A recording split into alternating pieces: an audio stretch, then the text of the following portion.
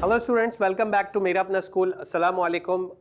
My name is Asadullah and I'm your teacher of physics.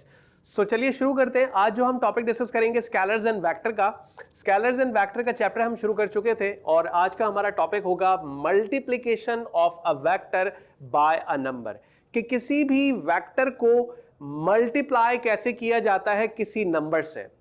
किसी भी vector को multiply कैसे किया जाता है किसी नंबर से और किसी नंबर से मल्टीप्लाई करने पे उसके नतीजे में क्या हमें मतलब वो नंबर से मल्टीप्लाई करने पे वो नंबर कितना असरअंदाज होगा उस वेक्टर पर, उसका रिजल्ट क्या आएगा, उस वेक्टर में क्या चेंज आएगा, उसकी डायरेक्शन में चेंज आएगा या उसके मैग्नीट्यूड में चेंज आएगा या चेंज नहीं आएगा. इस पर हम बात करेंगे इंशाल्लाह और इस पर हम डिटेल से डिस्कशन करेंगे ताकि हमें ये concept multiplication of a vector by a number सही से क्लियर हो सके.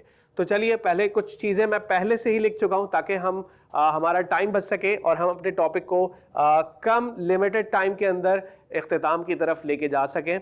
अच्छा, जो यहां लिखा है उसे पहले पढ़ लेते हैं. When a vector is multiplied, अगर आप किसी वेक्टर को मल्टीप्लाई करते हो बाय अ नंबर, किसी नंबर से, ठीक है, it remains a vector quantity, तो उसकी क्वांटिटी में कोई चेंज नहीं आता. यानी अगर वो वेक्टर है तो वेक्टर ही रहेगा या उसकी डायरेक्शन खत्म नहीं होगी. अगर डायरेक्शन खत्म हो जाती तो हम उसे स्केलर का नाम दे देते. यहां पर सिंपल कहा गया, एक डेफिनेशन बता दी गई आपको कि यार हम मल्टीप्लिकेशन ऑफ वेक्टर की इस तरह से तारीफ कर सकते हैं, इस तरह से हम उसे डिफाइन कर सकते हैं कि जो है अगर आप किसी वेक्टर को मल्टीप्लाई करेंगे किसी नंबर से तो it remains unchanged और it remains a vector quantity, वो वेक्टर क्वांटिटी में ही रहेगा. ठीक है, तो ये हो गई आपके पास डेफिनेशन. इसे हम इन्वर्टेड कॉमास के अंदर रख लेते हैं. अब आगे पढ़ते हैं. यहां क्या बात बताई गई है, इफ द नंबर से, अब वो जो बात इन्होंने कही कि अगर हम किसी वेक्टर को किसी नंबर से मल्टीप्लाई करते हैं तो यहां पर हमने एक नंबर लिया जिसको हमने नाम दे दिया n का. Let's say n. If the number, let's say n, is say positive, और हम ये सपोज कर लेते हैं कि ये नंबर जो है वो पॉजिटिव होगा, इसे हमने नेगेटिव लेना. हम कोई भी नंबर एग्जाम्पल के तौर पे जैसे मैंने 2 ले लिया या 4 ले लिया, ये एक नंबर है, ये एक वैल्यू है, ये एक क्वांटिटी है. ठीक है, तो इस नंबर को आपने मस्ट बी पॉजिटिव रखना है. अगर आप पॉजिटिव रखेंगे द न्यू वेक्टर, तो एक नया वेक्टर आ जाएगा. The new vector has a magnitude, जो नया वेक्टर बनकर आएगा नंबर से मल्टीप्लाई. जब हम किसी वेक्टर को, हम साथ साथ सॉल्व भी कर लेते हैं ना, ये हमने एक वेक्टर कंसीडर किया, वेक्टर ए, ये वेक्टर ए कंसीडर कर लिया. ठीक है, हम मान लेते हैं कि इस वक्त जो भी इसका मैग्नीट्यूड है वो हम यहां सपोज कर रहे हैं तकरीबन जो है वो 3 मीटर जो है वो उसकी लेंथ है, इसका साइज है. राइट, इसका जो मैग्नीट्यूड है वो साइज डिफाइन कर रहा होता है वेक्टर की. तो ये आपके पास वेक्टर ए जो मैंने सपोज किया उसका मैग्नीट्यूड है 3 मीटर, तो उसका मतलब ये हुआ कि ये वेक्टर की जो लेंथ होगी वो 3 मीटर के बराबर है, यानी वेक्टर का जो मैग्नीट्यूड है वो 3 मीटर के बराबर है. ठीक है. अच्छा, अब अगर हम लेट सपोज इस वेक्टर ए को n से मल्टीप्लाई कर लेते हैं. किससे बेटा? n से मल्टीप्लाई कर लेते हैं. लेट सपोज अगर आप n की जगह पर, ठीक है, अगर आप n की जगह पर सपोज कर लो कि आपने 2 से मल्टीप्लाई कर दिया. ठीक है, अब आप जो नंबर ले रहे हो वो मस्ट भी पॉजिटिव होना चाहिए, तो 2 यहां पर पॉजिटिव में मैंने लिया है. ठीक है, इसका साइन क्या होगा? पॉजिटिव होगा. तो इस n को मैंने 2 सपोज कर लिया. अब अगर मैं n की जगह पर 2 रख लेता हूं तो क्या फर्क आएगा?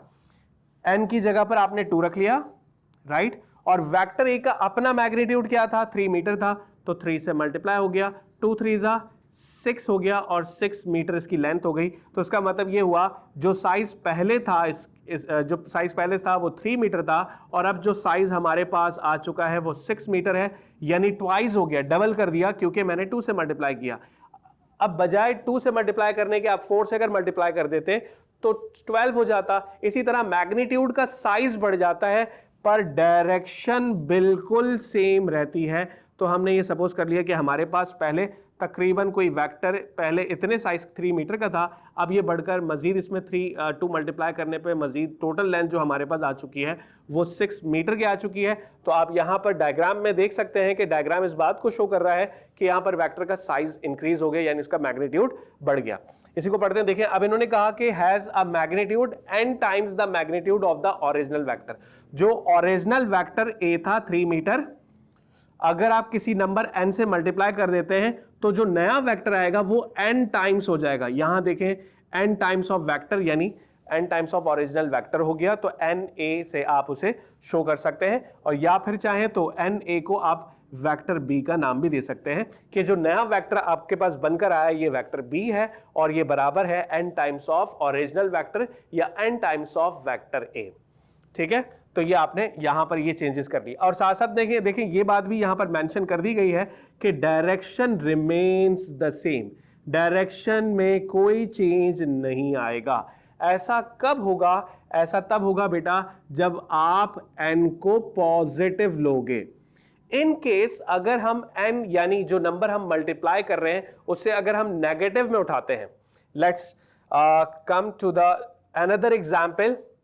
हम अब नंबर ले लेते हैं सेम यही वेक्टर जो कि आपके पास 3 मीटर है, और अब मैं क्या कर रहा हूं, इस वेक्टर a को मल्टीप्लाई कर रहा हूं, इस वेक्टर a को मल्टीप्लाई कर रहा हूं बेटा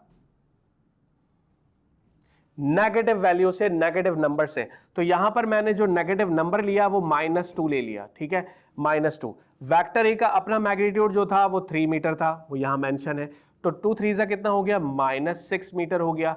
अब माइनस क्या मतलब, माइनस का मतलब होता है जिस डायरेक्शन में वो पहले मौजूद था अब उसकी डायरेक्शन क्या हो जाएगी, ऑपोजिट डायरेक्शन हो जाएगी, या फिर आप उसे कह सकते हो कि एंटी पैरेलल हो जाएगा। जहां पहले डायरेक्शन शो हो रही थी उसके ऑपोजिट डायरेक्शन शो होगी, उसके ऑपोजिट डायरेक्शन शो होगी, तो आप उसे यहां ऑपोजिट डायरेक्शन पर ठीक उसी तरह 6 मीटर का वेक्टर का साइज होना चाहिए, क्योंकि -6 मीटर इसका साइज आ रहा है। अब माइनस का मतलब ऑपोजिट डायरेक्शन, और जो मैग्नीट्यूड 3 मीटर से बढ़कर आ गया इस वेक्टर का देखें साइज एग्जैक्टली 3 मीटर के ट्वाइस दिख रहा है आपको।